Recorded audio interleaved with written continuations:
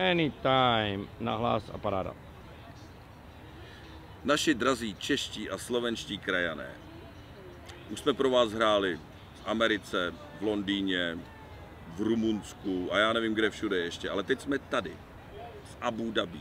A pokud bydlíte někde poblíž, tak máte pořád ještě možnost přijet na náš koncert, který bude v Yas Beach klubu 29. října, což je v podstatě, dalo by se říct, o jeden den později, ale v podstatě oslava svátku založení naší Československé republiky kdysi dávno. A vy, když přijedete, tak přispějete vaším příspěvkem zakoupení vstupenky na nadaci Člověk v tísni, neboť veškerý výdělek tohoto koncertu tam posíláme.